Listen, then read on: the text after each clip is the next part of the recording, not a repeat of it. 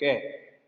ಇಷ್ಟಾದ್ಮೇಲೆ ನಂತರ ಏನಾಗ್ತಾ ಇದೆ ಮುಂದಿನ ದೃಶ್ಯದಲ್ಲಿ ಅಂತ ನಾವು ನೋಡೋದಾದ್ರೆ, ನಂತರ ಈ ಸೈತಾನ ದೊರೆ, ಈಗಾಗಲೇ ನಾವು ನೋಡಿದಿರಲ್ಲ, ಸೈತಾನ ದೊರೆ ಮತ್ತವನ ಅಣ್ಣಂದಿರಲ್ಲಿ ಏನು ಹೇಳಿ ಕಳಿಸಿದ್ದಾನೆ ಅಂದರೆ, ಭೂಲೋಕಕ್ಕೆ ಹೋಗ್ಬಿಟ್ಟು ಜನರಲ್ಲಿ ಪರಸ್ಪರ ಅಂದರೆ ಬೋಳೆಶಂಕರ ಮತ್ತು ಅವನ ಅಣ್ಣಂದಿರಲ್ಲಿ ಪರಸ್ಪರ ಒಂದು ವಿರಸವನ್ನು ಹುಟ್ಟಿಸಿ, ಅಂದರೆ ಪರಸ್ಪರ ಜಗಳ ಕಾಯುವಂತೆ ಮಾಡಿಬಿಟ್ಟು ನಂತರ ನೀವು ವಾಪಸ್ಸು ಬರಬೇಕು, ಅವ್ರನ್ನ ಎಳೆದುಕೊಂಡು ಬರಬೇಕು ಅಂತ ಹೇಳಿ ಕಳಿಸಿದ್ದಾರೆ.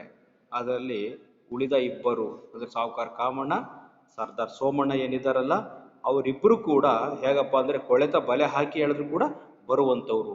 ಆದರೆ ಬೋಳೆಶಂಕರ ಇದನ್ನಲ್ಲ, ಅವನ ಕತೆ ಬೇರೆ, ಅಷ್ಟು ಸುಲಭವಾಗಿ ಬರುವಂಥವನು ಅಲ್ಲ ಅಂತೇಳಿ ಈಗ ಅವನ ಮುಂದಿನ ಒಂದು ಹಂತವನ್ನು ಹೇಳ್ತಾ ಇದ್ದಾರೆ. ಏನು ಅಂತ ನೋಡೋಣ. ಓಕೆ.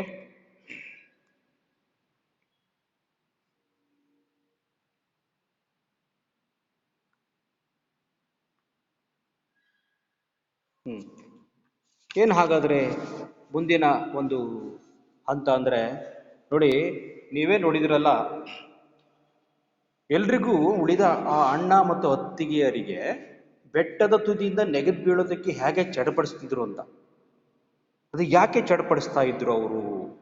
ಬೆಟ್ಟದ ಮೇಲಿಂದ ಹತ್ತಿ ಕೆಳಗೆ ಬೀಳಬೇಕು ಅಂತ ಯಾಕೆ ಅವರಿಗೆ ಮನಸ್ಸಿಗೆ ಅನಿಸ್ತಾ ಇತ್ತು ಅಂದರೆ, ಅದಕ್ಕೆ ಕಾರಣ ಇಷ್ಟೇ, ಅವರ ದೇಹದೊಳಗಡೆ ಆ ಪಿಶಾಚಿಗಳು ಸೇರ್ಕೊಂಡಿದ್ದೇವೆ. ಯಾವ ಪಿಶಾಚಿ ಅಂದರೆ, 2ನೇ ಪಿಶಾಚಿ ಮತ್ತು 3ನೇ ಪಿಶಾಚಿ ಅವರ ಒಬ್ಬೊಬ್ಬರಿಗೂ ಒಬ್ಬೊಬ್ಬನ ಒಂದು ಅಣ್ಣ ತಮ್ಮಂದಲ್ಲಿ ಸೇರ್ಕೊಂಡು ಅವರು ಆ ರೀತಿ ಆಟ ಆಡಿಸ್ತಾ ಇದರಿಂದ ಅವರ ತಲೆಯನ್ನು ಕೆಡಿಸಿರುವುದರಿಂದಾಗಿ ಅವರಿಗೆ ಆ ರೀತಿ ಬೀಳಬೇಕು ಅಂತ ಅನಿಸ್ತಾ ಇದೆ. ಯಾಕೆ ಹಾಗೆ ಅವರಿಗೆ ಸೇರ್ಕೊಂಡು ಆ ರೀತಿ ಅನ್ನಿಸುವಂತೆ ಮಾಡಿದೆ ಅಂದರೆ, ಸಾಹುಕಾರ ಕಾಮಣ್ಣ, ಸರ್ದಾರ್ ಸೋಮಣ್ಣ ಅವರು ಮನಸ್ಸು ಒಂದು ಕೆಟ್ಟದಾಗಿದೆ, ಅವರ ಗುಣ ಕೆಟ್ಟದಾಗಿದೆ, ಅವರಲ್ಲಿ ದೌರ್ಬಲ್ಯಗಳಿವೆ, ದುರಾಸೆ ಇರ್ಬೋದು, ಈ ರೀತಿ ಇನ್ನೊಬ್ಬರಿಗೆ ಮನಸ್ಸು ನೋಯಿಸಬೇಕು, ಇವೆಲ್ಲ ದುರಾಸೆಗಳು ಅಥವಾ ಕೆಟ್ಟ ನಡವಳಿಕೆ ಏನಿತ್ತಲ್ಲ ಅವರಿಗೆ, ಅದರಿಂದಾಗಿ ಸುಲಭವಾಗಿ ನೋಡಿ, ಚೆನ್ನಾಗಿ ನೆನ್ಪಿಟ್ಕೋಬೇಕು ನೀವು, ಪಿಶಾಚಿಗಳು ಹೇಗೆ ಮನುಷ್ಯರ ಮೂಲಕ ಪ್ರವೇಶಿಸುತ್ತವೆ ಎಂದರೆ ಅವರ ದೌರ್ಬಲ್ಯಗಳು. ಇದು ವಾಸ್ತವವಾಗಿ ಕೂಡ ನಾವು ಹೇಳ್ಬೋದು. ಈ ಸಂದರ್ಭದಲ್ಲಿ ನೀವು ಸಾಮಾನ್ಯವಾಗಿ ನೋಡಿರ್ತೀರಿ, ಎಲ್ಲೋ ಕೆಲವು ಕಡೆ ದೆವ್ವ ಹಿಡಿದಿದೆಯಂತೆ, ಪಿಶಾಚಿ ಹಿಡಿದಿದೆಯಂತೆ, ಚೌಡಿ ಹಿಡಿದಿದೆಯಂತೆ, ಏನೇನೋ ಹೇಳ್ತಾರೆ ಕೆಲವ್ರ ಹತ್ರ. ಮೈ ಮೇಲೆ ದೆವ್ವ ಬಂದ ಥರ ಆಡ್ತಾರೆ, ನೋಡಿದಿರಲ್ಲ. ಅದು ಯಾಕೆ ಹಾಗೆ ಆಡ್ತಾರೆ ಗೊತ್ತಾ? ಅದು ಕಾರಣ ಅವರ ಮನಸ್ಸು ಹಗುರಗೊಂಡಿರುತ್ತೆ, ಅವರ ಮನಸ್ಸಿನಲ್ಲಿ ದೌರ್ಬಲ್ಯಗಳಿರ್ತವೆ, ಅವರಿಗೆ ಗಟ್ಟಿಯಾದ ಮನೋಸ್ಥೈರ್ಯದ ಕೊರತೆ ಅವರಲ್ಲಿ ಇರುತ್ತೆ. ಆದ್ದರಿಂದ ಮನಸ್ಸಿನಲ್ಲಿ ಏನೋ ಒಂಥರ ಈ ಥರ ನನಗೆ ದೆವ್ವ ಮೆಟ್ಕೊಂಡಿದೆ, ನನಗೆ ಭೂತ ಮೆಟ್ಕೊಂಡಿದೆ ಅಂತೇಳಿ ಏನೋ ಒಂದು ಸನ್ನಿವೇಶಗಳಿಂದ ಅವರು ಹಾಗೆ ಉಚಿತನವಾಗಿ ಆಡ್ತಾರೆ, ದೆವ್ವ ಹಿಡಿದಿರುವ ಹಾಗೆ ಮಾಡ್ತಾರೆ. ಅದು ಕೂಡ ನಾವು ವಾಸ್ತವವಾಗಿ ನೋಡಿದ್ದೇವೆ. ಆದರೆ ಯಾವ ವ್ಯಕ್ತಿ ಯಾವ ದೆವ್ವನೂ ಇಲ್ಲ, ಯಾವ ಭೂತನೂ ಇಲ್ಲ, ನಾವೇ ದೊಡ್ಡ ದೊಡ್ಡ ದೆವ್ವಗಳಾಗಿರ್ತೇವೆ, ನಾವೇ ಭೂತಗಳಾಗಿರ್ತೇವೆ, ಇನ್ನು ಯಾವ ಭೂತ ನನ್ನ ದೇಹದಲ್ಲಿ ಸೇರ್ಕೊಳ್ಳೋದಿಲ್ಲ ಅಂತೇಳಿ ಗಟ್ಟಿ ಮನಸ್ಸು ಧೈರ್ಯ ಮಾಡಿದ್ರೆ ನಾವೇ ಸರ್ವಶಕ್ತರು, ದೇವರನ್ನ ನಂಬಿ ಬದುಕೋಣ, ಯಾವ ದೆವ್ವ ಪಿಶಾಚಿ ಯಾವುದು ನಮ್ಮನ್ನು ಏನು ಮಾಡೋದಿಲ್ಲ ಅನ್ನುವಂತಕ್ಕಂಥ ಧೈರ್ಯದಿಂದ ಯಾರು ಬದುಕ್ತಾರೋ ಇವರು ಯಾವ ದೆವ್ವ ಪೀಡೆ ಪಿಶಾಚಿ ಯಾವುದೂ ಕೂಡ ಸೇರ್ಕೊಳ್ಳಲ್ಲ ಅಲ್ವಾ?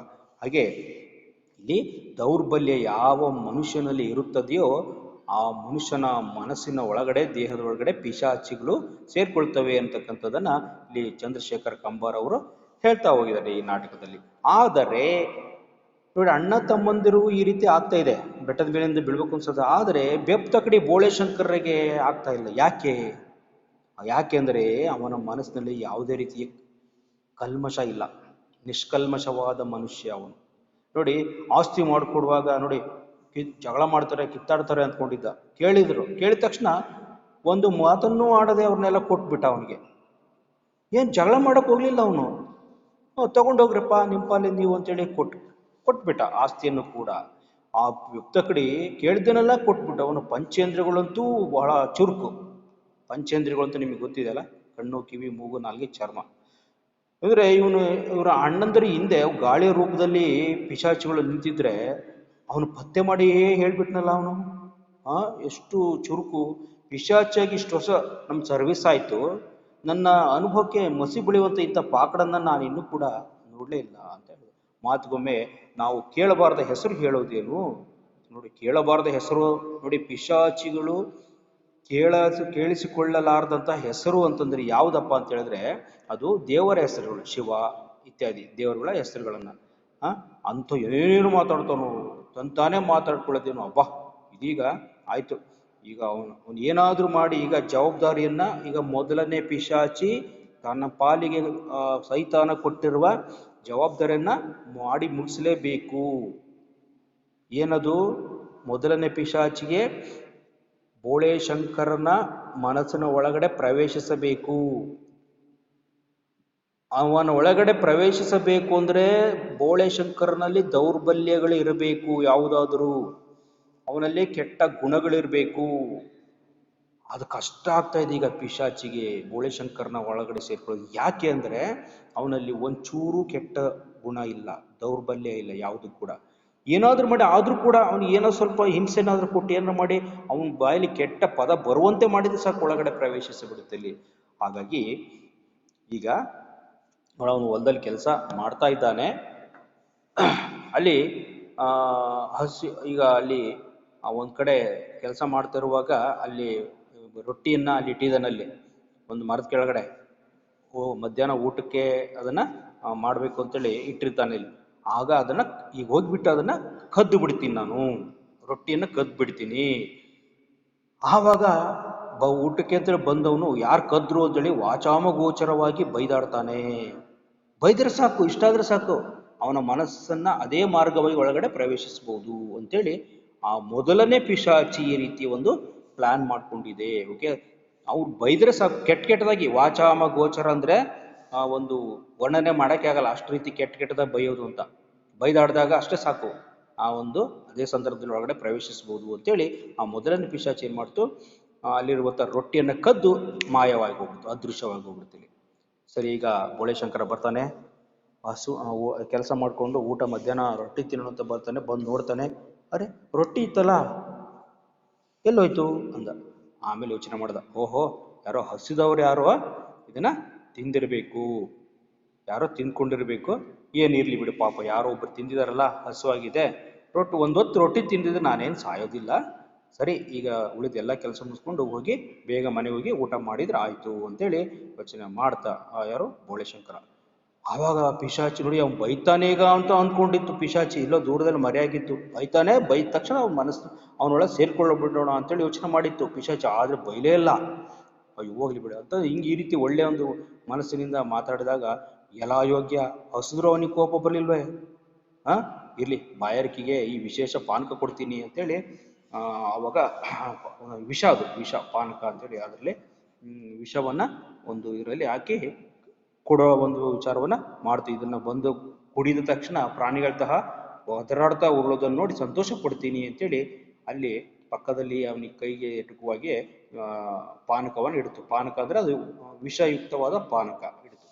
ಬೋಳೆಶಂಕರ ಬಂದು ಊಟ ಅಂತೂ ಇಲ್ಲ, ರೊಟ್ಟಿನೂ ಇಲ್ಲ, ಹೋಗ್ಲಿ ಸ್ವಲ್ಪ ನೀರಾದ್ರೂ ಕುಡೋಣ ಅಂತೇಳಿ ಕುಡ್ದೊಂಚೂರು ಮೊದಲಿಗೆ ಹೊಟ್ಟೆನ ಹೀಗೆ ಹಿಡ್ಕೊಂಡ, ನೋವಿನ ತರ ಹಿಡ್ಕೊಂಡ. ಸ್ವಲ್ಪ ಹೊತ್ತು ಆಗಾಯ್ತು. ನಂತರ ಪುನಃ ಏನೂ ಹಾಗೇ ಇಲ್ಲ ಅನ್ನೋದು ತನ್ನ ಕೆಲಸಕ್ಕೆ ತಾನು ಹೋಗ್ಬಿಟ್ಟ. ಆಮೇಲೆ ಪಿಶಾಚಿ ಬಂತು, ಎಲ್ಲ ಇವನ ತನ್ನ ಪಾಡಿಗೆ ತಾನು ಪುನಃ ಕೆಲಸಕ್ಕೆ ತೊಡಿದ್ನೆ. ಒಂದು ದೊಡ್ಡ ಪಾನಕ ಅಂದ್ರೆ ಹೆಂಗಿತ್ತಪ್ಪ, ಈ ಪಿಶಾಚಿ ಕೊಟ್ಟ ಪಾನಕ ಅಂದ್ರೆ ಹೇಗಿತ್ತೆ ಅಂದ್ರೆ, ನೀವು ಪಾನಕ ಅಂದ್ರೆ ಸಿಹಿ ಪಾನಕ ಅಂತ ತಿಳ್ಕೊಬೇಡಿ, ಅದರಲ್ಲಿ ವಿಷವನ್ನ ಬೆರೆಸಿದೆ. ಅದನ್ನ ಕುಡಿದರೆ ಸತ್ತು ಹೋಗ್ಬೇಕು, ಬಹಳ ಹಿಂಸೆಯನ್ನು ಅನುಭವಿಸ್ಬೇಕು ಅಂತಹ ಒಂದು ಪಾನಕ ಅದಿಲ್ಲಿ. ಅದನ್ನು ಕುಡಿದ್ರು ಕೂಡ ಅವನಿಗೆ ಏನೂ ಆಗ್ಲಿಲ್ವಲ್ಲ. ಒಂದು ತೊಟ್ಟು ಪಾನಕ ಅಂದ್ರೆ ಒಂದು ನರಕ ಇದ್ದ ಹಾಗೆ ಅಂತ, ಅದರಲ್ಲಿ ಪಾತ್ರೆ ತುಂಬ ಪಾನಕ ಕುಡಿದು ಸುಮ್ಮನೆ ಕೆಲಸ ಮಾಡುತ್ತಿದ್ದಾನೆ ಅಂತೇಳಿ ಆ ಪಿಶಾಚಿ ಮನುಷ್ಯರಂತೆ ವೇಷ ಬದಲಿಸಿ ಬೋಳೆಶಂಕರನ ಮುಂದೆ ನಿಲ್ತದೆ. ಈಗ ಮನುಷ್ಯರಂತೆ ವೇಷ ಬದಲಿಸ್ಕೊಂಡು ನಿಲ್ತದೆ ಈಗ.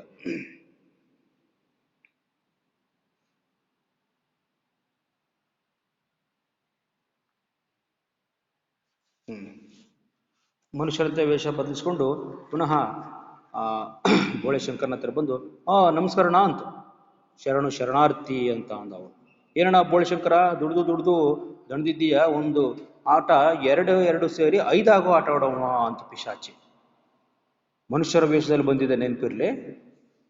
ಎರಡು ಎರಡು ಸೇರಿ ನಾಲ್ಕು ಆಗ್ಬೇಕು, ಐದಾಗೋದು ಅಂದ್ರೆ ಇವನಿಗೆ ಆಶ್ಚರ್ಯ ಆಯ್ತು. ಈಗ ನೀವೇ ಯೋಚನೆ ಮಾಡಿ, ಎರಡು ಎರಡು ಸೇರಿ ಐದಾಗೋ ಆಟ ಆಡೋಣವಾ ಅಂತ ಕೇಳ್ತಾ ಇದ್ದೆ ಪಿಶಾಚಿ. ಎರಡು ಎರಡು ಸೇರಿದ್ರೆ ಎಷ್ಟಾಗುತ್ತೆ? ನಾಲ್ಕಾಗುತ್ತೆ. ಐದಾಗೋದಂದ್ರೆ ನೀನೇನ್ ಕೆಲಸ ಮಾಡ್ತೀಯಾ ಅಂತ ಬೋಳೆಶಂಕರ. ಕೆಲಸ ಯಾಕೆ ಮಾಡ್ಬೇಕು? ಎರಡು ಎರಡು ಸೇರಿ 5 6 ಆಗೋದಾದ್ರೆ ಕ್ಷಣದಲ್ಲಿ 8 10 ಗಿಟ್ಟುತ್ತೆ, ಸಾಲದ? ಓಹೋ, ಈಗ ಅರ್ಥ ಆಯ್ತು. ನೀನು ಹಾಗಾದ್ರೆ ಸಿಟಿಗಳಲ್ಲಿ ರಸ್ತೆ ಪಕ್ಕ ಕೂತ್ಕೊಂಡು ಇಸ್ಪೀಟಲ್ಲಿ ಆಗ್ತಾರಲ್ಲ ಆ ಪೈಕಿನಾ ಅಂತ ನೋಡಿ. ಇದು ಹೀಗೆ ಎರಡು ಎರಡು ಸೇರಿದ್ರೆ 4 5 ಆಗೋದು ಅಂದ್ರೆ ಎರಡು ಎರಡು ಸೇರಿ 5 6 ಈ ರೀತಿ ಆಗೋದು ಅಂದ್ರೆ 1 to ಡಬಲ್ ಆಗೋದು, ತ್ರಿಬಲ್ ಆಗೋದು ಅಂದ್ರೆ ಎಲ್ಲಿ ಜೂಜಾಟ, ಇಸ್ಪೀಟ್ ಆಟ ಆಡೋದ್ರಲ್ಲಿ ಅಂತಹ ಆಟವನ್ನ ಆಡೋಣವ ಅಂತೇಳಿ ಹೇಳ್ದ. ಓಹೋ, ನಿನ್ನ ಈ ರೀತಿ ಹೇಳೋದನ್ನ ನೋಡಿದ್ರೆ ಇಸ್ಪೀಟ್ ಆಡ್ತಾರಲ್ಲ ಆ ಪೈಕೇನಾ ಅಂತ ಹೇಳಿ ಕೇಳ್ದ ಬಳಶಂಕರ. ಯಾಕಣ ಹಿಂಗಂತೀಯ ಅಂತ. ಯಾಕಂದ್ರೆ ನಿನ್ನ ಕೂಡಾಟ ಅಂತದ್ದು. ಸರಿ ಬೇಡ ಬಿಡು, ಕೂಡಾಟ ಅಂತದ್ದಾದ್ರೆ ಈಗ ಕಳೆಯೋ ಆಟ ಆಡೋಣವಾ? ಬೇಡ, ಈಗ ಕಳೆಯೋ ಆಟನಾದ್ರೂ ಆಡೋಣ, ಕೂಡಾಟ ಬೇಡ ಅಂದ್ರೆ. ಸರಿ, ಈಗ ನಿನ್ನ ಹತ್ರ 10 ರೂಪಾಯಿ ಇದೆ, 5 ನನಗೆ ಕೊಟ್ರೆ ಎಷ್ಟು ಉಳಿತು ಹೇಳು ನೋಡೋಣ ಅಂತ ಪಿಶಾಚಿ. 10 ಅಂತ. ಮತ್ತೆ ನೋಡಿ ಏನ್ ಹೇಳ್ತಾ ಇದೆ ಅಂದ್ರೆ, ನಿನ್ನ ಹತ್ರ 10 ರೂಪಾಯಿ ಇದೆ ಈಗ ಆಲ್ರೆಡಿ, 5 ನನಗೆ ಕೊಟ್ರೆ ಇನ್ನೆಷ್ಟು ಉಳಿತು? ಸಹಜವಾಗಿ ಎಷ್ಟು ಉಳಿಯುತ್ತೆ? 5 ರೂಪಾಯಿ ಉಳಿತಲ್ವಾ? ಲೆಕ್ಕದ ರೀತಿಯಲ್ಲಿ ಹೇಳೋದಲ್ಲ. ಆದ್ರೆ ಬೋಳೆಶಂಕರ್ ಏನ್ ಹೇಳ್ತಾನಂದ್ರೆ 10 ಉಳಿಯಿತು ಅಂದ. ಹೇಗಂದ್ರೆ ನಾನು ನಿನಗೆ 5 ರೂಪಾಯಿ ಕೊಡೋದೇ ಇಲ್ವಲ್ಲ, ಅದಕ್ಕೆ ನನ್ನ ಹತ್ರ ಎಷ್ಟಿತ್ತು ಅಷ್ಟೇ ಉಳಿತ 10 ಅಂದ. ಕೊಡದಿದ್ರೆ ನಾನು ಒಂದು ಒದಿತೀನಿ, ಕದಿತೀನಿ ಅಂತ ಅಂದ. ಕದ್ರೆ ಕೈ ಮುರಿತೀನಿ ಅಂತ ಅಂದಿವನು. ಏನಂದ್ರೆ ಇಲ್ಲಿಂದ ತೊಲಗದಿದ್ರೆ ಕಾಲ್ ಮುರಿತೀನಿ. ನಾನೇನಾದ್ರೂ ರಾಜನಾದ್ರೆ ನಿಮ್ಮಂಥ ಸೋಂಬೇರಿಗಳಿಗೆ ಊಟ ಹಾಕೋದೇ ಇಲ್ಲ. ನಿಮ್ಮಂಥ ನರಭಕ್ಷಕರು ಇರುವ ದೇಶವನ್ನ ಆ ಶಿವನೇ ಕಾಪಾಡಬೇಕು ಅಂತೇಳಿ ಅವನು ಪಿಶಾಚಿ ಆವಾಗ ಬೈತಾ ಇದ್ದಾನೆ. ಇಲ್ಲಿ ಪಿಶಾಚಿ ಅಯ್ಯೋ ಎಂದು ಅಂದ್ರೆ, ನಿಮ್ಮಂಥ ನರಭಕ್ಷಕರನ್ನ ಇರೋ ಈ ದೇಶವನ್ನ ಶಿವನೇ ಕಾಪಾಡಬೇಕು ಅಂತೇಳಿ ಹೇಳಿದ ತಕ್ಷಣ ನೋಡಿ, ಆ ಪಿಶಾಚಿಗೆ ಶಿವ ಅಂತ ಹೇಳಿದ ತಕ್ಷಣ ಅದನ್ನ ಕೇಳಿಸ್ಕೊಳ್ಳೋಕೆ ಆಗೋದಿಲ್ಲ. ಶಿವನ ಹೆಸರನ್ನು ಕೇಳಿಸ್ಕೊಂಡ್ರೆ, ದೇವರುಗಳ ಹೆಸರನ್ನು ಕೇಳಿಸ್ಕೊಂಡ್ರೆ ಈ ಪಿಶಾಚಿಗಳಿಗೆ ಆಗೋದಿಲ್ಲ. ಹಾಗಾಗಿ ಕಿವಿ ಮುಚ್ಕೊಂಡ್ಬಿಡ್ತಿಲ್ಲಿ, ಕಿವಿ ಮುಚ್ಕೊಂಡು ದೂರಕ್ಕೆ ಹೊರಟು ಹೋಗ್ಬಿಡ್ತಿಲ್ಲಿ. ನಂತರ ಮುಂದಿನ ಭಾಗ ಜಯವು ನರಕದ ಮಾಲೀಕ ಅಂತೇಳಿ. ಅದೇನಪ್ಪ ಅಂದ್ರೆ, ಈ ಪಿಶಾಚಿಗಳು ಕುಡಿದು ಬಿಟ್ಟು ಅಂದ್ರೆ ಮದ್ಯಪಾನವನ್ನ ಮಾಡಿಕೊಂಡು ಫುಲ್ ಟೈಟ್ ಆಗೋದು ಅಂತಾರಲ್ಲ, ಫುಲ್ ಟೈಟ್ ಆಗೋದು ಅಂದ್ರೆ ಚೆನ್ನಾಗಿ ಕಂಠ ಪೂರ್ತಿ ಕುಡಿದು ಓಲಾಡ್ಕೊಂಡು ಹಾಡ್ಕೊಂತ ಬರ್ತಾ ಇದೆ ಪಿಶಾಚಿಗಳು. ಅಂದ್ರೆ 2 ಪಿಶಾಚಿಗಳು ಮಾತ್ರ ಆ ರೀತಿ ತುಂಬಾ ಕುಡಿದು ಸಂತೋಷದಿಂದ ಹಾಡ್ಕೊಂಡು ಬರ್ತಾ ಇದೆ. ಯಾಕೆ ಅಂತಂದ್ರೆ ಮುಂದೆ ಗೊತ್ತಾಗುತ್ತೆ, ಅವರು ತಮ್ಮ ಕೆಲಸವನ್ನ ಸಕ್ಸಸ್ ಮಾಡ್ಕೊಂಡಿದ್ದಾರೆ. ಯಾಕಂದ್ರೆ ಅವರ ಸಾವುಕಾರ ಕಾಮಣ್ಣ, ಸಾವುಕಾರ ಕಾಮಣ್ಣ, ಸರ್ದಾರ ಸೋಮಣ್ಣ, ಸಾವುಕಾರ ಕಾಮಣ್ಣ ಇಬ್ಬರ ಒಳಗಡೆನೆ ಸೇರ್ಕೊಂಡು ಅವನ ಮನಸ್ಸಿಗೆ ಬಂದಂತೆ ಆಟ ಆಡಿಸ್ತಿದ್ದಾರೆ. ಆದರೆ 1ನೇ ಪಿಶಾಚಿ ಮಾತ್ರ ಸುಮ್ಮನೆ ಚಿಂತೆ ಮಾಡ್ತಾ ಕೂತಿದೆ.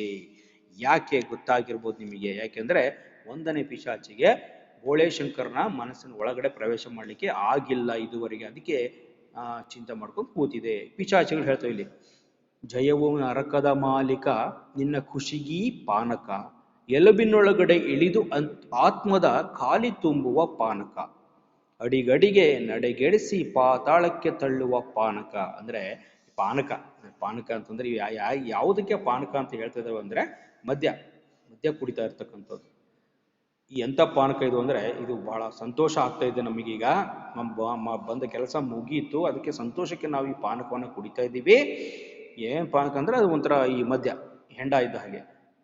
ಇದೆಲ್ಲ ಫುಲ್ಲು ಹೊಟ್ಟೆ ತುಂಬ ಕುಡಿದು ಅಡಿಗಡಿಗೆ ನಡಿಗಡಿಸಿ ಪಾತಾಳಕ್ಕೆ ತಳ್ಳುವ ಪಾನಕ. ಅಡಿಗಡಿ ಅಂದ್ರೆ ನಮ್ಮ ಈ ಹೆಜ್ಜೆಗಳನ್ನ ನಡಿಗೆ ನಾವು ಓಡಾಡ್ತಕ್ಕಂಥದನ್ನ ನೇರವಾಗಿ ಓಡಾಡ್ತೀವಿ, ನಾರ್ಮಲ್ ಇದ್ದಾಗೆಲ್ಲ ಓಡಾಡ್ತಾರಲ್ವಾ. ಅದು ಕುಡಿದಾಗ ಆಚೆ ಈಚೆ ಎಲ್ಲಿ ಬೇಕು ಹೆಂಗ್ ಬೇಕು ಹೆಂಗೆ ಕಾಲನ್ನು ಇಟ್ಕೊಂಡು ಹೋಗ್ತಾರಲ್ಲ, ಆ ರೀತಿ ಆ ಒಂದು ಪ್ರಭಾವ ಬೀರ್ತಕ್ಕಂಥ ಈ ಪಾನಕ.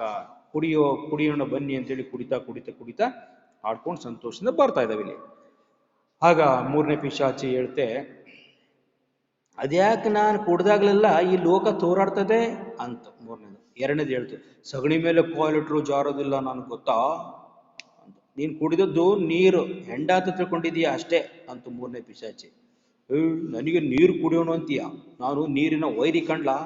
ನಾನು ನೀರು ಬೆರೆಸೋದೇ ಇಲ್ಲ, ನೇರ ಹಾಗೆ ಮೈ ಚರ್ಮ ತುಂಬೋ ತನಕ ಕುಡಿತೀನಿ. ನೀರು ಕುಡಿಯೋನು ಅಂತ ನನಗಂತೆ ಬೇಕುಪ್ಪ. ನಿಮ್ಮಮ್ಮ ನೀರು ಕುಡಿಯೋಳು, ನಿಮ್ಮಪ್ಪ ನೀರು ಕುಡಿಯೋನು ಅಂತೇಳಿ ಎರಡನೇ ಪಿಶಾಚಿ ಬೈತಾ ಇದ್ದ ಪಿಶಾಚಿ. ನೋಡಿ ಎಂತ ಈ ಒಂದು ನೀರು ಕುಡಿದೀಯಾ ಅಂತ ಹೇಳಿದಕ್ಕೆ ಕೋಪ ಬಂತು. ಯಾಕಂದ್ರೆ ಒಳ್ಳೆಯದು ಯಾವುದು ಪಿಶಾಚಿಗಳಿಗೆ ಕೆಟ್ಟದಾಗಿ ಕಾಣಿಸುತ್ತೆ. ಮನುಷ್ಯರಿಗೆ ಒಳ್ಳೇದು ಅನಿಸಿದ್ದು ಪಿಶಾಚಿಗಳಿಗೆ ಕೆಟ್ಟದ್ದು. ನೋಡಿ, ಮನುಷ್ಯರು ನೀರು ಕುಡಿಯೋದು ಒಳ್ಳೇದು ಅಂತ ಹೇಳ್ತೀವಿ ನಾವೆಲ್ಲ ಅಲ್ವಾ, ಆದರೆ ಪಿಶಾಚಿಗಳಿಗೆ ನೀರು ಕುಡಿಯೋದು ಕೆಟ್ಟದ್ದು. ಇವ್ರು ಹೆಂಡ ಕುಡಿದು ಚೆನ್ನಾಗಿ ಮನುಷ್ಯರು ತೂರಾಡ್ತಾ ಹೋದ್ರೆ ಒಳ್ಳೇದು ಒಳ್ಳೇದು ಅಂತ ಈ ರೀತಿ ತಿಳ್ಕೊಳ್ಳುವಂಥದ್ದು ಎಲ್ಲ ನಮಗೆ ತದ್ವಿರುದ್ಧವಾದ ಒಂದು ವರ್ತನೆ ಪಿಶಾಚಿಗಳಿಗೆ. ಆವಾಗ ನೋಡಿ, ನಿಮ್ಮಮ್ಮ ನೀರು ಕುಡಿಯೋಳು, ನಿಮ್ಮಪ್ಪ ನೀರು ಕುಡಿಯೋಳು ಅಂತ ಪಿಶಾಚಿ ಎರಡನೇ ಪಿಶಾಚಿ ಹೇಳಿದ ತಕ್ಷಣ, ಥೂ, ಮನುಷ್ಯರ ತರ ಮಾತಾಡಿ ಪಿಶಾಚಿಗಳಿಗೆ ಅವಮಾನ ಮಾಡ್ತೀಯಲ್ಲೋ, ನನಗೇ ಮನುಷ್ಯ ಅಂತೀಯನೋ ಖದೀಮ ಅಂತು, ನೀ ಮನುಷ್ಯ, ನಿಮ್ಮಪ್ಪ ಮನುಷ್ಯ. ನೋಡಿ, ಇವೆಲ್ಲ ಬೈಗಳು ಅಂತ ಹೇಳ್ತೀನಿ, ಬೈತಾರಲ್ಲ ಆ ಪದಗಳು. ಏನು ಮನುಷ್ಯ ಅನ್ನೋದು ಕೆಟ್ಟ ಪದ ಪಿಶಾಚಿಗಳಿಗೆ. ನೀನ್ ನಮ್ಮ ಮನುಷ್ಯ, ನಿಮ್ಮಪ್ಪ ಮನುಷ್ಯ ಅಂತ ನೋಡೋ, ಸಕಾಲದಲ್ಲಿ ಬಾಯಿ ಮುಚ್ಚಿದ್ರೆ ಅನ್ನಬಾರ್ದು ಅಂದ್ಬಿಡ್ತೀನಿ ನೋಡು, ಮತ್ತೆ ಕೆಟ್ಟ ಪದ ನಾನು ಬಳಸ್ಬೇಕಾಗತ್ತೆ ಈಗ ಅಂತೂ ಮೂರನೇ ಪಿಶಾಚಿ. ಏನು ಹೆದರಿಕೆ ಆಗ್ತೀನೋ ಬಡವ, ನಿನ್ನ ತಾತ ಮನುಷ್ಯ, ನಿನ್ನ ಅಜ್ಜ ಮನುಷ್ಯ, ಏನ್ ಮಾಡ್ತೀವಿ ಮಾಡ್ಕೊಳು, ಬೈತೀನಿ ಕಣೋ ಅಂತ ಅಂದು. ನೋಡು, ನನ್ನ ತಾಳ್ಮೆ ಪರೀಕ್ಷೆ ಮಾಡ್ತಾ ಇದೀಯಾ ಅಂತ ಮೂರನೇದು. ನಿನ್ನ ಅಜ್ಜಿ ಮುತ್ತಜ್ಜಿ ಅವರೆಲ್ಲ ಮನುಷ್ಯರು ಕಣೋ ಅಂತಂದು. ನೋಡಿ, ಇಲ್ಲ ಮನುಷ್ಯರು ಮನುಷ್ಯರು ಮನುಷ್ಯರು ಅನ್ನೋದೆಲ್ಲ ಕೆಟ್ಟ ಕೋಪ ಬರ್ತಾ ಇದೆ ಪಿಶಾಚಿಗಳಿಗೆ. ಇಲ್ಲಿ ಮನುಷ್ಯರು ಅನ್ನೋದು ಅವರಿಗೆ ಕೆಟ್ಟ ಪದದ ರೀತಿ ಅನಿಸ್ತಾ ಇದ್ದಾರೆ. ಕೊನೆಗೆ ಒಂದು ಅನ್ನಬಾರದನ್ನ ಮಾತು ಅಂದ್ಬಿಡ್ತು. ಆ ಪಿಶಾಚಿಗಳು ಕೇಳಿಸ್ಕೊಳ್ಳದೆ ಇರುವಂತ ಅತ್ಯಂತ ಕೆಟ್ಟ ಪದ ಅದು, ಕಿವಿಯಾರ ಕೇಳಿಸ್ಕೊಳ್ಳದೆ ಇರತಕ್ಕಂಥ ಪದ. ಅದೇನಪ್ಪ ಅಂದ್ರೆ, ನೀನ್ ನಮ್ಮ ದೇವತೆ ಕಣೋ ಅಂದ್ಬಿಡ್ತಿಲ್ಲಿ. ನೋಡಿ, ದೇವತೆ ಅನ್ನೋದು ಅತ್ಯಂತ ಕೆಟ್ಟ ಪದ. ಅದಕ್ಕೆ ಆಘಾತ ಹೊಂದ್ಬಿಡ್ತು ಪಿಶಾಚಿ ಎರಡನೇದು. ಏನಂದೆ, ನಮ್ಮನ್ ದೇವತೆ ಅಂದ್ಯಾ? ಅಯ್ಯೋ ಅಯ್ಯೋ ಅಯ್ಯೋ ಸೈತಾನ ತಂದೆ, ನೀನೇ ಕಾಪಾಡೋ ಯಪ್ಪ ಅಂತ ಅಳ್ತಾ ಕೂತ್ಕೊಂಡ್ಬಿಡ್ತದ. ಏನಂತ ಬರೀ ದೇವತೆ ಅಂದದಕ್ಕೆ ತಡೆಯಕ್ಕೆ ಆಗ್ಲಿಲ್ಲ. ಅಯ್ಯೋ ದೇವತೆ ಅಂದಿಯಲ್ಲೂ ನಮ್ಮಮ್ಮನ್ನ, ಹೇಗೋ ಅವಳ ಮುಖ ನೋಡ್ಲಿ, ಅವಳಿಗೆ ಈ ವಿಷಯ ಗೊತ್ತಾದ್ರೆ ಅಯ್ಯಯ್ಯೋ ಯಜಮಾನಿಗಳೇ, ನರಕದಿಂದ ನಿನ್ನನ್ನು ಹೊರಗೆ ಹಾಕ್ಸಿದ್ರೆ ನಾನು ಪಿಶಾಚಿನ ಅಲ್ಲ ಕಣೋ. ಏನೋ ನನ್ನ ಅಮ್ಮನಿಗೆ ಇಂಥ ಕೆಟ್ಟ ಪದವನ್ನು ಬಳಸ್ಬಿಟ್ಟಿಯ ನೀನು, ದೇವತೆ ಅಂದ್ಬಿಟ್ಟೆ ನೀನು ಅಂತೇಳಿ ಬಹಳ ಕೋಪ ಇರ್ಲಿ, ಅವಳೋದಕ್ಕೆ ಶುರು ಮಾಡ್ಬಿಡ್ತಿಲ್ಲಿ.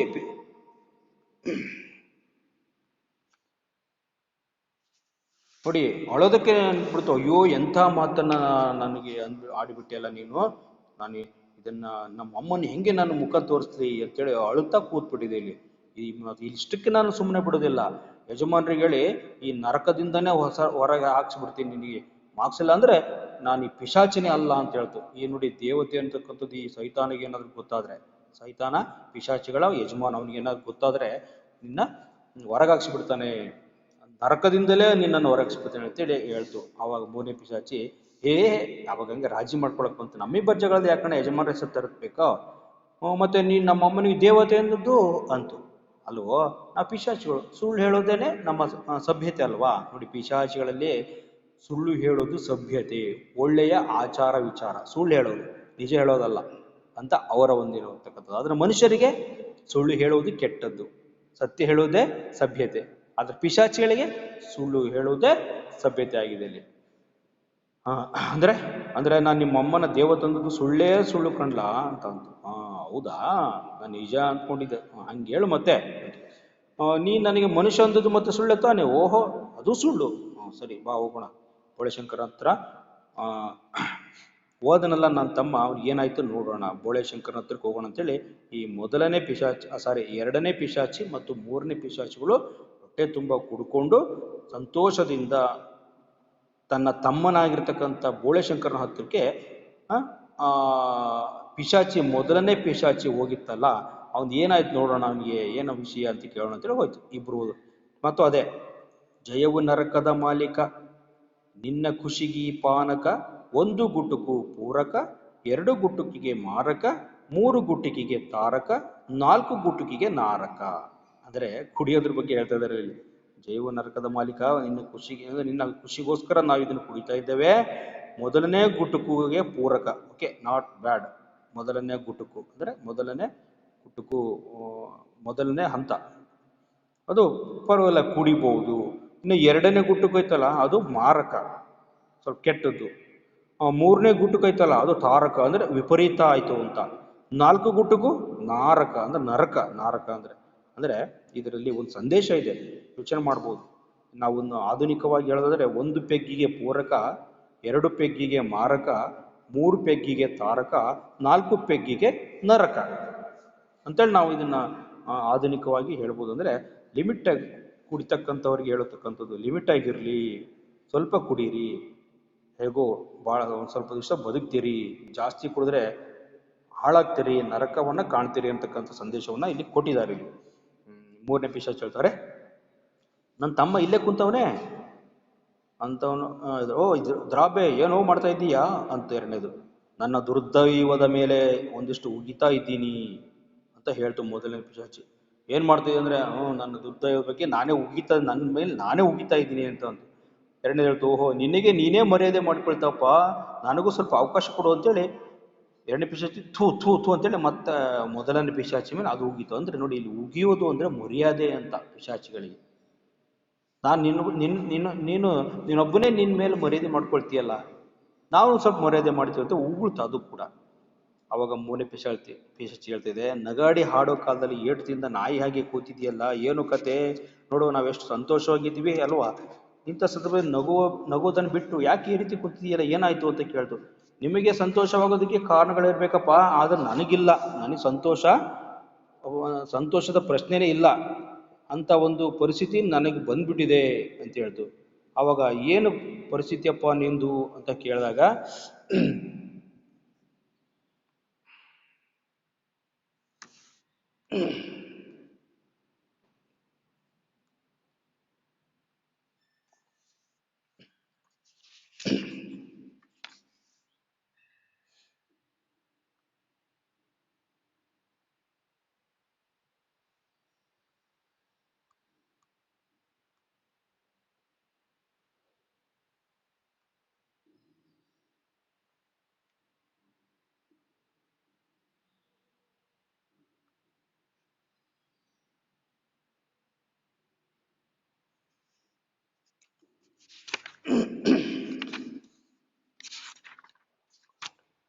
ನಿಮಿಷ,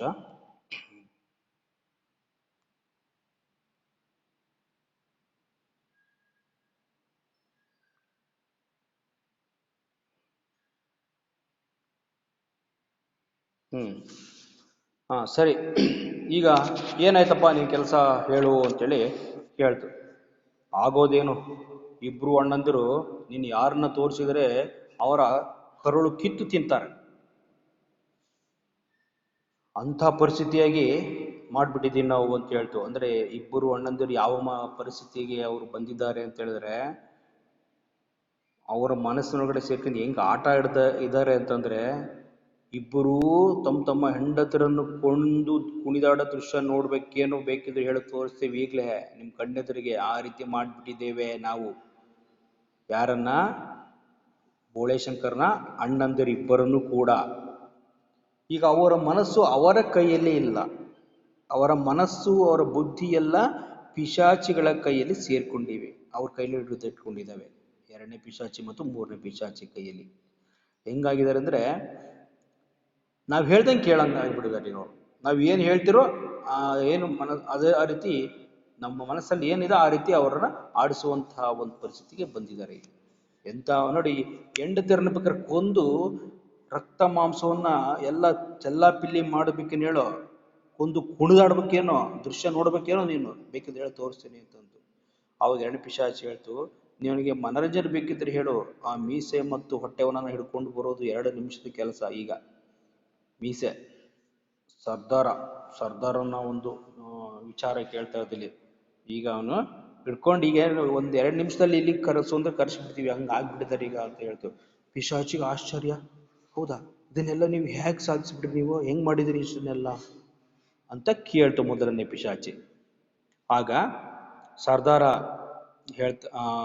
ಪಿಶಾಚಿ 3ನೇದು ಹೇಳ್ತಾ ಇದೆ, ನೋಡೋ ಸರ್ದಾರ ಸೋಮಣ್ಣ ಇದ್ದಾನಲ್ಲ, ಮೊದಲು ಅವನ ಮೀಸೆ ಹುಲಸಾಗಿ ಬೆಳೆಯೋ ಹಾಗೆ ಮಾಡಿದೆ. ನೋಡಿ ಯಾವ ರೀತಿ ಹೇಳಿದಂತೆ ಕೇಳುವಂತೆ ಮಾಡ್ಕೊಂಡಿದ್ದಾರೆ ಅಂದ್ರೆ, ಸರ್ದಾರ ಸೋಮಣ್ಣ ಇದ್ದಾನಲ್ಲ, ಅವನ ಮೊದಲು ಮೀಸೆ ಹುಲಸಾಗಿ ಅಂದ್ರೆ ಚೆನ್ನಾಗಿ ಬೆಳೆಯೋದು ಅಂತ.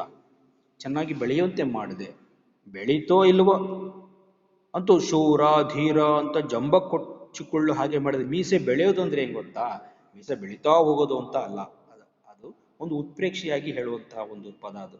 ಅಂದ್ರೆ ಅಹಂಕಾರ ಬೆಳೆಯುವುದು ಅಂತ ಮೀಸೆ ಬೆಳೆಯೋದು ಅಂತಂದ್ರೆ, ಜಂಬ ಕೊಚ್ಕೊಳ್ಳೋದು ಅಂತೇಳಿ, ನಾನೇ ಶೂರ, ನಾನೇ ಧೀರ, ನನ್ನಂಥವ್ರು ಯಾರು ಇಲ್ಲ ಅನ್ನುವಂತೆ ಆ ರೀತಿ ಆ ಅಹಂಕಾರ ಪಡೋದು, ಆ ರೀತಿ ಅಹಂಕಾರ ಪಡುವಂತೆ ಮಾಡಿದೆ. ಮೀಸೆ ತೀಡಿಕೊಳ್ಳುವಾಗೆ ಚೆನ್ನಾಗಿ ಮೀಸೆ ಬೆಳೀತು.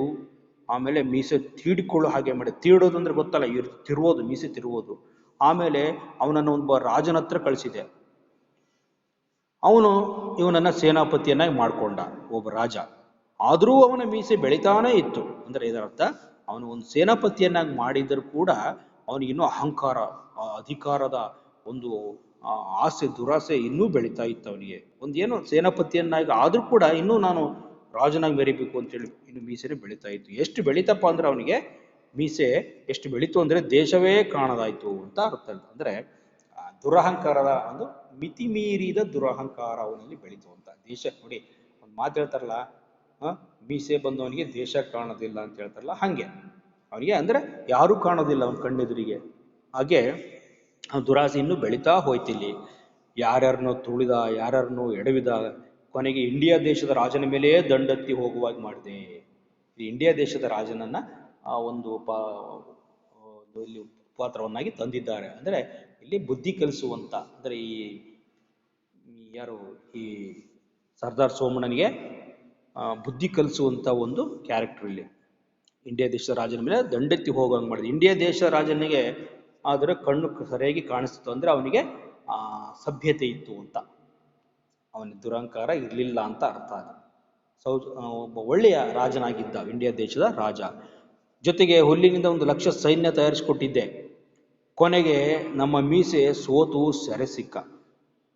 ಈ ರಾಜನಿಗೆ 1,00,000 ಸೈನ್ಯವನ್ನು ಕೂಡ ಸರಿಯಾಗಿ ಮಾಡಿಕೊಟ್ಟಿದ್ದರಿಂದ ಆಮೇಲೆ ಇವನು ವಿಪರೀತ ಸೊಕ್ಕಿನಿಂದ ಹೋಗಿ ಇಂಡಿಯಾ ದೇಶದ ರಾಜನ ಮೇಲೆ ದಂಡೆತ್ತಿ ಹೋದ. ಆದರೆ ಇಂಡಿಯಾ ದೇಶದ ರಾಜನ ಹತ್ತಿರ ಇವನ ಆಟ ಏನೂ ನಡೀಲಿಲ್ಲ. ಸರ್ದಾರ್ ಸೋಮಣ್ಣಂದು ಅವನನ್ನ ಯುದ್ಧದಲ್ಲಿ ಸೋಲಿಸಿ ಅವನನ್ನ ಅರೆಸ್ಟ್ ಮಾಡಿದ, ಅಂದ್ರೆ ಸೆರೆ ಹಿಡ್ಕೊಂಡ. ಇಂಡಿಯಾ ದೇಶದ ರಾಜ ಈಗ ಅವನಿಗೆ ಸೋಲಿಸಿ ಮೀಸೆ ಮಣ್ಣು ಹಚ್ಚಿ ತಾನೇ ಖುದ್ದಾಗಿ ಮೀಸೆ ಬಳಸುವವನನ್ನ ಜೈಲಲ್ಲಿ ಇಟ್ಟಿದ್ದಾನೆ. ಜೈಲಿನಲ್ಲಿಯೇ ಇಟ್ಟಿದ್ದಾನೆ ಇಲ್ಲಿ. ಅಂದ್ರೆ ಅವನಿಗೆ ಪಾಠ ಕಲಿಸೋದು ಅಂತ ಅದು. ಅವನಿಗೆ ಸೋಲಿಸ್ಬಿಟ್ಟು ಅವನಿಗೆ ಈ ರೀತಿ ಮೀಸೆಗೆ ಮಣ್ಣು ಹಚ್ಚೋದು ಅಂತಂದ್ರೆ ಏನೋ ಒಂಥರ ಅವನಿಗೆ ಪಾಠ ಕಲಿಸೋದು ಅಂತ ಅಷ್ಟೇ. ತಕ್ಕ ಪಾಠವನ್ನ ಕಲಿಸೋದು ಅವನ ಒಂದು ಕೆಟ್ಟತನಕ್ಕೆ. ಈಗ ಜೈಲಲ್ಲಿ ಹಿಡಿದಿಟ್ಟಿದ್ದಾನೆ ಇಂಡಿಯಾ ದೇಶದ ರಾಜ. ಯಾರನ್ನ? ಸರ್ದಾರ್ ಸೋಮಣ್ಣನನ್ನ. ನಾನೀಗ ಮಾಡಬೇಕಾದ ಒಂದೇ ಕೆಲಸ, ಅವನನ್ನು ಮುಗಿಸೋದು. ಈಗ ಒಂದು ಹಂತಕ್ಕೆ ಬಂದ್ಬಿಡೋದು, ಏನಿಲ್ಲ ಒಂದೇ ಕ್ಷಣ ಅವನು ಮುಗಿಸೋದೇನು ದೊಡ್ಡ ಕೆಲಸ ಅಲ್ಲ ಅಂತ ಹೇಳ್ತು. ಆಯ್ತು, ಪಿಶಾಚಿ ಮೊದಲಿಂದ 2ನೇ ಪಿಶಾಚಿ ಕೇಳ್ತು. ನೋಡಿ, ಚೆನ್ನಾಗಿ ನೆನ್ಪಿಟ್ಕೊಳ್ಳಿ, 3ನೇ ಪಿಶಾಚಿ ಸೇರ್ಕೊಂಡಿರುವುದು ಸರ್ದಾರ್ ಸೋಮಣ್ಣನ ಮೈಯಲ್ಲಿ. 2ನೇ ಪಿಶಾಚಿ ಸೇರ್ಕೊಂಡಿರೋದು ಸಾವುಕಾರ ಕಾಮಣ್ಣ ಅಥವಾ ಸಾವುಕಾರ ಡಬ್ಬು ಅಂತ ಹೇಳ್ತಾ ಇದ್ದಾರೆ ಇಲ್ಲಿ. ಅವನಿಗೆ ಏನ್ ಮಾಡಿದ್ಯಪ್ಪ ನೀನು ಅಂತೇಳಿ ಪಿಶಾಚಿ ಮೊದಲಂತ ಕೇಳ್ತು. ನನ್ನ ಬಗ್ಗೆ ನೀವ್ಯಾರು ಯೋಚನೆ ಮಾಡೋದೇ ಬೇಡ, ಸಾವುಕಾರ ಡಬ್ಬುನ ಸರಿಯಾಗಿ ಹಿಡ್ಕೊಂಡು ಇಟ್ಟಿದ್ದೀನಿ ನಾನು. ಈಗ ಅವನು ಹೊಟ್ಟೆ ಎಷ್ಟು ದೊಡ್ಡದಾಗಿ ಅಂದ್ರೆ ಅವನು ತನ್ನ ಮೊಣಕಾಲು ನೋಡಿದ್ರೆ ಗುರುತು ಹಿಡಿಯೋದೇ ಇಲ್ಲ. ಹೇಗಪ್ಪ ಅದನ್ನೆಲ್ಲ ಮಾಡಿದೆ ಅಂದ್ರೆ, ಮೊದಲು ಅವನಿಗೆ 5 ಎಲೆ ಆಟ ಕಲಿಸಿ 2 ಸೇರಿ 5 ಆಗೋದನ್ನ ತೋರಿಸಿದೆ. ಆಸೆ ಜಾಸ್ತಿ ಆಯ್ತು, ಮೋಸ ಮಾಡಿದ, ಕಳ್ತನ ಮಾಡೋದು. ಇತ್ತೀಚೆಗೆ ಕೋಟಾ ನೋಟಿನ ವ್ಯವಹಾರ ಎಲ್ಲ ಅವನದೇ. ಕೋಟಾ ನೋಟಿನ ಅವನ ಹೆಂಡತಿ ಯಾವತ್ತೂ ವಿಧವೆ ಅಂತಾರಲ್ಲ, ಹಾಗೆ ನೀನು ಯಾವಾಗಾಗ್ಲಿ ಅಂದ್ರೆ ಅವನನ್ನ ಸೆರೆ ಹಿಡಿಸಿ ಕೊಲ್ಲೋದಕ್ಕೆ ನಾನು ರೆಡಿ. ಆಯ್ತಲ್ಲಿಯಾ ನಿನ್ ಕತೆ ಅಂದ್ರೆ. ಈಗ 2ನೇ ಪಿಶಾಚಿ ಸಾವುಕಾರ ಕಾಮಣ್ಣ ಅಥವಾ ಡಬ್ಬುನ ಅಂದ್ರೆ ಅವನಿಗೆ ಏನಪ್ಪಾ ಅಂದ್ರೆ ಈ ದುರಾಸೆ. ನೋಡಿ, ಸರ್ದಾರ್ ಸೋಮಣ್ಣನಿಗೆ ಅಧಿಕಾರದ ಆಸೆ ಆದ್ರೆ ಸಾವುಕಾರ ಕಾಮಣ್ಣನಿಗೆ ಹಣದ ಆಸೆ. ಅವನಿಗೆ ಹಣ ದುರಾಸೆ, ಅದನ್ನ ಹೆಚ್ಚೆಚ್ಚು ಪಡಿಬೇಕು ಅಂತ ಕಾರಣಕ್ಕೆ ಈ 2ನೇ ಪಿಶಾಚಿ ಏನ್ ಮಾಡ್ದು, ಅವನಿಗೆ ಈ ಜೂಜಾಟ, ಮೋಸ ಅಂದ್ರೆ ಜೂಜಾಟ, 5 ಎಲೆ ಆಟ ಅಂತ ಹೇಳ್ತಾರಲ್ಲ, ಜೂಜಾಡೋದನ್ನ ಚೆನ್ನಾಗಿ ಇಸ್ಪಿಟ್ ಆಡೋದನ್ನ ಕಲಿಸ್ಬಿಟ್ರೆ. ನೋಡಿ, ಮನುಷ್ಯನಿಗೆ ಈ ಏನ್ ಬೇಕಾದ್ರೂ ಆಸೆಗಳು ಇದ್ರೂ ಕೂಡ ಚಟಗಳು ಕೆಲವೊಂದು ಇರ್ತವೆ. ಕೆಲವು ಕೆಟ್ಟ ಚಟಗಳು, ಕೆಲವರಿಗೆ ಕುಡಿಯೋದಿರುತ್ತೆ ಅಲ್ವಾ, ಇನ್ನೇನೇನೋ ಕೆಟ್ಟ ಚಟಗಳಿರ್ಬೋದು. ಆದರೆ ಎಲ್ಲಕ್ಕಿಂತ ಅತ್ಯಂತ ಅಪಾಯಕಾರಿಯಾದ ಒಂದು ಚಟ ಅಂದ್ರೆ ಜೂಜಾಡೋದು ಅಂತ. ಅದಕ್ಕೆ ಲಿಮಿಟೇ ಇಲ್ಲ. ಲಿಮಿಟೇ ಇಲ್ಲ ಅದಕ್ಕೆ. ಯಾಕಂದರೆ ಒಂದೇ ಕ್ಷಣ ಒಂದೇ ಗಂಟೆಯಲ್ಲಿ ಇಡೀ ಸಂಸಾರ ಬೀದಿ ಪಾಲಿಗೆ ತರುವಂತಹ ಒಂದು ಸಾಧ್ಯತೆ ಈ ಜೂಜಾಟದಲ್ಲಿದೆ. ಅದು ಜೂಜು, ಯಾಕಂದರೆ ಅದು ಹಾಗೇನೆ ಅದು. ಈಗ ಒಂದು ಸಲ ಆ ಒಂದು ಅದಕ್ಕೆ ಏನೋ ಕಟ್ಟಿಬಿಡ್ತಾರೆ, ಜೂಜು ಪಂಥ ಕಟ್ಟೋದು, ಬೆಡ್ಸ್ ಕಟ್ಟೋದು ಅಂತ ಹೇಳ್ತೀವಲ್ಲ. ಎಷ್ಟೋ ಜನ ಮನೆ ಮಟ್ಟ ಕಳ್ಕೊಂಡಿದ್ದಾರೆ ನೋಡಿ. ಇತ್ತೀಚೆಗೆ IPL ಆಟದಲ್ಲಿ ಕೂಡ ಎಷ್ಟೋ ಜನ ಮನೆ ಮಟ್ಟ ಕಳ್ಕೊಂಡು ಸತ್ತೋಗಿರ್ತಕ್ಕಂಥ ಘಟನೆಗಳು. ಏನಿಲ್ಲ, ಈಗ ಅವನ ಹತ್ರ ಈಗ ಉದಾಹರಣೆ ಹೇಳೋದಾದ್ರೆ, ಅವನ ಹತ್ರ ಒಂದು 2 ಎಕರೆ ಜಮೀನು ಇತ್ತು ಅಂತ ಇಟ್ಕೊಳ್ರಿ. ಅದನ್ನು ಇದು IPLಗೆ ಜೂಜಾಗಿ ಕಟ್ಟಿಬಿಟ್ಟ ಅಂತಂದರೆ, ಅದನ್ನು 2 ಎಕರೆ ಜಮೀನು ಇಲ್ಲಪ್ಪ ನಂದು, ನಾನು ಕಟ್ತೀನಿ, ಪಂಥ ಕಟ್ತೀನಿ ಅಂತ ಕಟ್ಬಿಟ್ರೆ, ಅವನು ವಿರೋಧವಾಗಿ ಏನಾದರೂ ಡಿಸಿಷನ್ ಬಂತಪ್ಪ, ಆಟ ಆಯ್ತು ಅಂದ್ರೆ ಮುಗಿತಾ? ಒಂದು ಸೆಕೆಂಡ್, ಒಂದು ನಿಮಿಷದಲ್ಲಿ ಹೋಯ್ತಾ ಅವನು ಮನೆ ಎಲ್ಲ ಹಾಳಾಗಿ ಹೋಯ್ತಾ? ತಿನ್ನಕ್ಕೆ ಅನ್ನಕ್ಕೆ ಗತಿ ಇಲ್ಲದೆ ಆಗ್ಬಿಡ್ತಾ. ಹಾಗಾಗಿ ಇದು ಬಹಳ ಕೆಟ್ಟ, ಎಲ್ಲದಕ್ಕಿಂತಲೂ ಅತ್ಯಂತ ಕೆಟ್ಟ ಅಭ್ಯಾಸ, ಕೆಟ್ಟ ಚಟ ಅಂದರೆ ಜೂಜಾಡೋದು. ಅವನ ಹೆಂಡತಿ ನೋಡಿ, ಜೂಜಾಟ ಆಡುವವನ ಹೆಂಡತಿ, ಕೋಟಾ ನೋಟನ್ನ ವ್ಯವಹಾರ ಮಾಡತಕ್ಕಂಥ ಹೆಂಡತಿ ಯಾವತ್ತು ವಿಧವೆ ಅಂತಂದರೆ, ಯಾಕಪ್ಪ ವಿಧವೆ ಅಂತ ಹೇಳಿದ್ರೆ, ಈ ಕೋಟಾ ನೋಟು ವ್ಯವಹಾರ ಮಾಡೋದು, ಅದು ಪೊಲೀಸರಿಗೆ ಗೊತ್ತಾಗೋದು, ಅವ್ರು ಹಿಡ್ಕೊಂಡು ಜೈಲಿಗೆ ಹಾಕೋದು, ಆವಾಗ ಅವನ ಹೆಂಡತಿ ಏನು ಮಾಡ್ತಾಳೆ ಪಾಪ, ಅನಾಥೆ ಆಗ್ತಾಳೆ. ಇಲ್ಲಿ ಇವನನ್ನು ನೇಣ್ಗಂಬಕ್ಕೆ ಹಾಕ್ಬೋದು, ಇನ್ನೇನನ್ನಾದರೂ ಮಾಡ್ಬೋದು, ಇಲ್ಲಿ ಪರ್ಮನೆಂಟಾಗಿ ಜೈಲಲ್ಲಿ ಕೊಳೆಯುವಂತೆ ಮಾಡ್ಬೋದು. ಆವಾಗ ಅವನ ಹೆಂಡತಿ ಗಂಡ ಬದುಕಿದ್ರೂ ವಿಧವೆ ಥರ ಬದುಕಬೇಕಾಗತ್ತಿಲ್ಲ, ಹೊರಗಡೆ ಅವಳೇ ದುಡ್ಕೊಂಡು ತಿನ್ನುವಂಥ ಪರಿಸ್ಥಿತಿ ಬರುತ್ತೆ. ಹಾಗಾಗಿ ಇದು ಬಹಳ ಕೆಟ್ಟದ್ದಿದು ಒಂದು ಜೂಜು ಅಥವಾ ಕೋಟನೋಟು ವ್ಯವಹಾರ.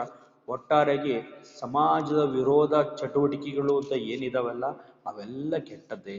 ಮನೆಯನ್ನು ಹಾಳು ಮಾಡೋದು, ಮನುಷ್ಯನನ್ನು ಹಾಳು ಮಾಡೋದು, ಹೆಂಡತಿ ಮಕ್ಕಳ ಪಾಲಿಗೆ ಒಂದು ಭಿಕ್ಷಪಾತ್ರೆಯನ್ನು ಕೊಡ್ತಕ್ಕಂಥ ರೀತಿ ಆಗ್ಬಿಡುತ್ತೆ. ಆದ್ದರಿಂದ ದಯವಿಟ್ಟು ಯಾರು ಈ ದುಶ್ಚಟಗಳಿಗೆ ಬಲಿಯಾಗಬಾರದು ಅಂತಕ್ಕಂಥದ್ದನ್ನು ಈ ನಾಟಕದಲ್ಲಿ ಇಲ್ಲಿ ಹೇಳಿದ್ದಾರೆ. ಇಲ್ಲಿ ಸರಿ, 3ನೇ ಪಿಶಾಚಿದು ಸಕ್ಸಸ್ ಆಗಿದೆ ಕೆಲಸ, 2ನೇ ಪಿಶಾಚಿದು ಸಕ್ಸಸ್ ಆಗಿದೆ.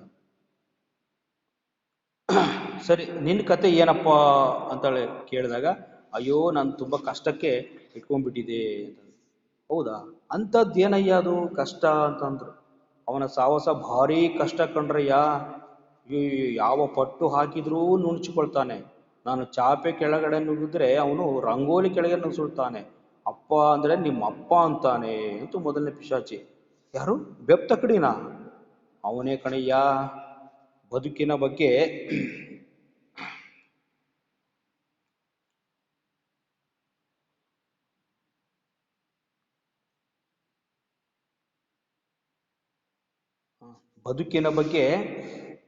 ಅವನಿಗೆ ಒಂಚೂರು ತಕರಾರಿಲ್ಲ, ಗೊತ್ತಾ? ಹೋಗ್ಲಿ, ನೀನು ಏನೇನು ಪ್ರಯತ್ನ ಮಾಡಿದೆ ಹೇಳಪ್ಪ ಅಂತ. 2ನೇದು ಮಾಡಿದ್ನಪ್ಪೋ, ಪಿಶಾಚಿ ಥರ ಬೈದಾಡ್ಲಿ ಅಂತ ರೊಟ್ಟಿ ಕದ್ದೆ, ಸಿಟ್ಟಿಗೆ ಹೇಳಲಿಲ್ಲ. ತಂತ್ರಿ ಆಗಲಿ ಅಂತ ಹಸಿದು, ಕ್ರೂರಿ ಆಗಲಿ ಅಂತ ಕೊಚ್ಚೆಯಲ್ಲಿ ಬಿದ್ದು ಉರುಳಾಡ್ಲಿ ಅಂತ ಪಾನಕ ಮಾಡಿಕೊಟ್ಟೆ. ಹೊಟ್ಟೆ ನೋವು ಅಂತ ಒಂದು ಸಾರಿ ಹೊಟ್ಟೆ ಹಿಡ್ಕೊಂಡಿದ್ದ ಅಷ್ಟೇ. ಯಾವುದಕ್ಕೂ ಜಪ್ಪಯ್ಯ ಅನ್ನೋಲ್ವೇ. ನಾವು ಉದ್ದೇಶಪೂರ್ವಕವಾಗಿ ಮರೆತವನ ಹೆಸರನ್ನು ಕ್ಷಣಕ್ಕೊಮ್ಮೆ ಸ್ಮರಿಸಿದ್ರೆ ಅವನ ಹತ್ತಿರ ಹೋಗೋದು ಹೆಂಗೆ ನೋಡಿ. ಪದೇ ಪದೇ ಪದೇ ಶಿವ ಅಂತಾನೆ. ಏನೇನೋ ಮಾಡಿದೆ, ರೊಟ್ಟಿ ಕದ್ದೆ, ಆದರೂ ಅವನು ಏನು ಬೇಜಾರು ಮಾಡ್ಕೊಳ್ಳಿಲ್ಲ. ಪಾನಕ ಕೊಟ್ಟೆ ಹೊಟ್ಟೆ ನೋವಾಗಲಿ ಅಂತ, ಅದಕ್ಕೂ ಅವನೇನು ಬೇಜಾರು ಮಾಡ್ಕೊಳ್ಳಿಲ್ಲ, ಏನು ಅನ್ನಲಿಲ್ಲ. ಹಿಂಗಾದರೆ ಅವನ ಹತ್ರ ಹೆಂಗಪ್ಪ ಹೋಗೋದು ಅಂತೇಳಿ ಮೊದಲನೇ ಪಿಶಾಚಿ ಹೇಳ್ತು. ಎಲ್ಲ ಯೋಗ್ಯ, ಬೆಪ್ತ ಕಡೆ ಇಂಥ ದೇವತೆ ಅಂತ ನಮಗೆ ಗೊತ್ತಿರಲಿಲ್ವೇ ಅಂತು. ದೇವತೆ ಅಂದ್ರೆ ನೋಡಿ ಕೆಟ್ಟ ಪದ. ಯಜಮಾನರಿಗೆ ಇದು ಗೊತ್ತಾದರೆ ನಿನ್ನನ್ನು ಪಂಡ್ರಾಪುರದಕ್ಕೂ ಅಥವಾ ಸಾವಳಗಿ ಮಠವೋ ಯಾವುದಾದ್ರೂ ಪುಣ್ಯಕ್ಷೇತ್ರಗಳಲ್ಲಿ ಎಸೆಯೋದು ಗ್ಯಾರಂಟಿ ನೋಡ್ ಮತ್ತೆ ಅಂತು. 3ನೇ ಪಿಶಾಚಿ ಈ ವಿಚಾರ ನೀನು ಅವನನ್ನು ಅಳೆಯಲಿಲ್ಲ, ಇಟ್ಕೊಳ್ಳಿಲ್ಲ ಗೊತ್ತಾದ್ರೆ ಪುಣ್ಯಕ್ಷೇತ್ರಗಳಲ್ಲಿ ಯಾವುದಾದ್ರೂ ಪುಣ್ಯಕ್ಷೇತ್ರಗಳಲ್ಲಿ ಎಸೆಯೋದು ಗ್ಯಾರಂಟಿ. ಅಂದ್ರೆ ಎಲ್ಲಿ ಪುಣ್ಯಕ್ಷೇತ್ರಗಳಲ್ಲಿ ಅಂದ್ರೆ ಈ ಪಿಶಾಚಿಗಳಿಗೆ ನರಕ ಇದ್ದಂಗೆ ಅದು. ಹೌದಾ? ಕೈಲಾಸದಲ್ಲಿ ಹೆಸರು ಆಶ್ಚರ್ಯ ಇಲ್ಲ ಅಂತ ಅಂತು. ಹೌದಾ, ಸರಿ. ಮೊದಲನೇ ಪಿಶಾಚಿ ಹೇಳ್ತು, ಏನಾದರೂ ಬದುಕು ಉಪಾಯ ಹೇಳ್ರಯ್ಯ.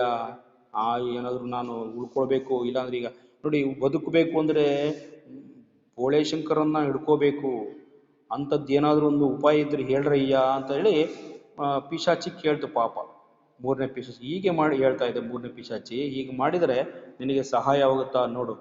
ಏನಂದರೆ, ಹಾಗೂ ಸರ್ದಾರ್ ಸೋಮಣ್ಣ, ಸಾವುಕಾರ ಕಾಮಣ್ಣ ನಮ್ಮ ಕೈಯಲ್ಲಿದ್ದಾರೆ, ಈಗ ಹಿಡಿದಿಟ್ಕೊಂಡ್ಬಿಟ್ಟಿದ್ದೇವೆ. ಅವನು ಹೇಳಿದ ಹಾಗೆ ಕೇಳ್ತಾ ಇದ್ದಾರೆ. ಅವರನ್ನು ಅಲ್ಲಲ್ಲೇ ಕೊಲ್ಲೋದ್ರ ಬದಲು ಬೆಪ್ತಕ್ಕಡಿ ಹತ್ತಿರ ಕಳಿಸಿದ್ರೆ ಹೇಗೆ?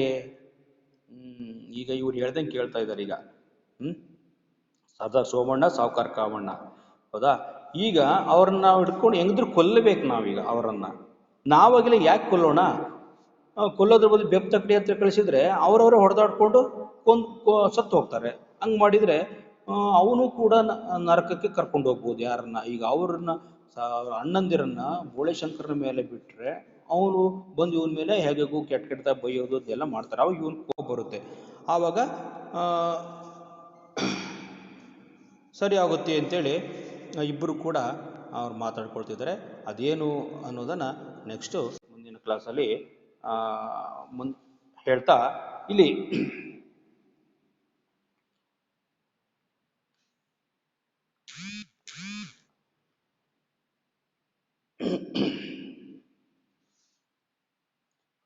ಕೊನೆಯ ಒಂದು ದೃಶ್ಯದಲ್ಲಿ ಅವರು ಈ ರೀತಿ ತಮ್ಮ ಒಂದು ಕೆಲಸವನ್ನು ಮಾಡ್ಕೊಳ್ತಾರೆ. ಓಕೆ, ಇಷ್ಟು ಇರಲಿ. ಈಗ ಸಮಯ ಆಗ್ತಾ ಇದೆ. ನಂತರ ಆ ಒಂದು ಕ್ಲಾಸಲ್ಲಿ ಏನಾಗಿದೆ ಅಂತೇಳಿ ನಾವು ನೋಡೋಣ. ಓಕೆ,